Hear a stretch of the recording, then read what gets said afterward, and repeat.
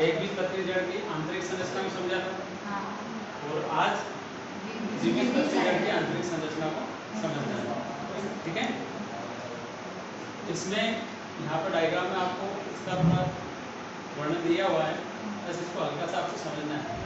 बहुत सरल, ज़्यादा काम चीज नहीं है, एक बार समझो तो उसमें याद हो जाएगा।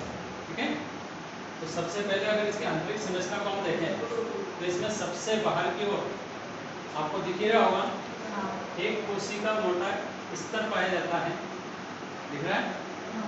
ये एक कोशिका मोटा स्तर जो रहता है इसको हम बोलते हैं एपिब्लेमा।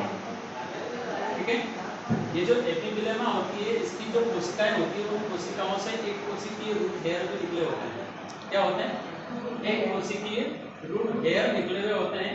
इन रूट हेयर का जो कार्य होता है वो क्या होता है? जल तथा खनिज लवणों को अवशोषित करना और पौधे के ऊपरी भागों तक पहुंचाने का कार्य।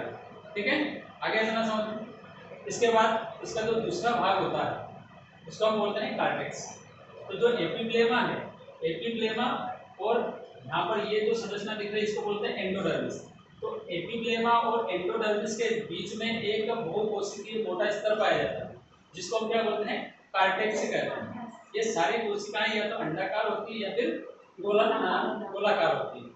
आगे समझ में, ये जो कोशिकाएं होती है कार्टेक्स की, इन कोशिकाओं के बीच में अंतर कोशिकीय अवकाश पाए जाते हैं। क्या पाए जाते हैं? अंतर कोशिकीय अवकाश पाए जाते हैं। मतलब प्रत्येक कोशिकाओं के बीच में छोटी छोटी खाली स्थान पाए जाते हैं, थोड़ी थोड़ी जगह पाई जाती है, उनको हम क्या बोलते हैं? अंतर कोशिकीय अवकाश।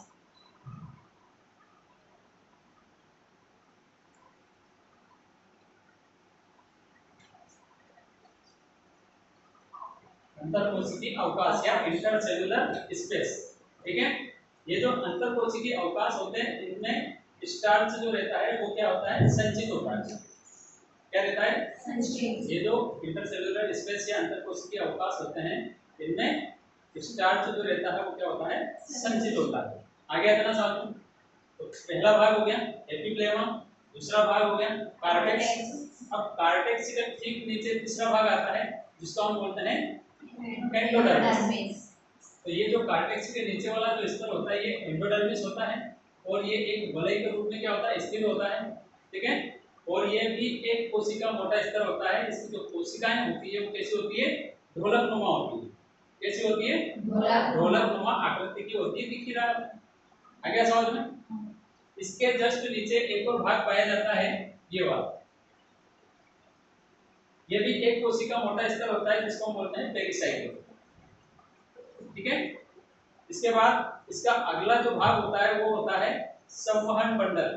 क्या बोलते हैं जिसको? संवहन बंडल या वेस्कुलर बंडल कहते हैं।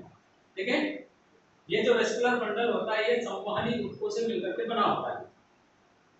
एक बीजपत्री जड़ में हमने देखा इसको। ठीक है, इसमें भी हम देख रहे हैं। तो इकाई का बना होता है संवहनी बंडल जो रहता है संवहनी ऊतकों से मिलकर के बना। अब संवहनी ऊतक कितने प्रकार के होते हैं? दो प्रकार के, एक होता है जाइलम और एक होता है फ्लोएम। ठीक है, तो जाइलम और फ्लोएम से मिलकर के ये बंडल बना हुआ होता है जिसको हम क्या बोलते हैं? संवहनी बंडल। और बंडल इसलिए कहते हैं क्योंकि एक रिंग के रूप में या घेरे के रूप में पाया जाता है, इसलिए इसको बंडल कहते हैं।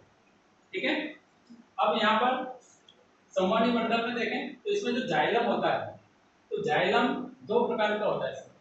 कितने प्रकार का होता है? दो प्रकार। एक प्रोटोजाइलम होता है और एक मेटाजाइलम होता है। प्रोटोजाइलम जो रहता है इसकी कोशिकाएं छोटी होती है जो परिधि की ओर होती है। ये इसका बाहरी भाग क्या है? परिधि है। तो प्रोटोजाइलम जो रहता है परिधि की ओर होता है। और एक होता है मेटाजाइलम जो कि जिसकी कोशिकाएं क्या होती है? बड़ी होती है और किधर होता है? केंद्र की ओर। आगे समझ में देना।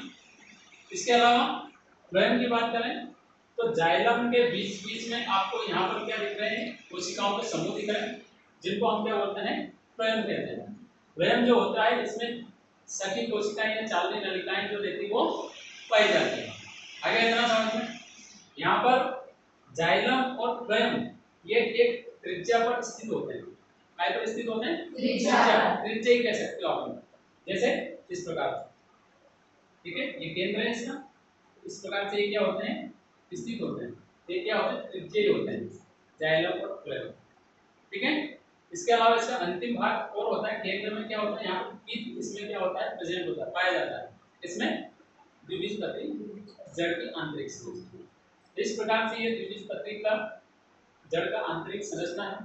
सभी को आ गया समझ में? किसी को कोई प्रॉब्लम हो, कोई समस्या हो?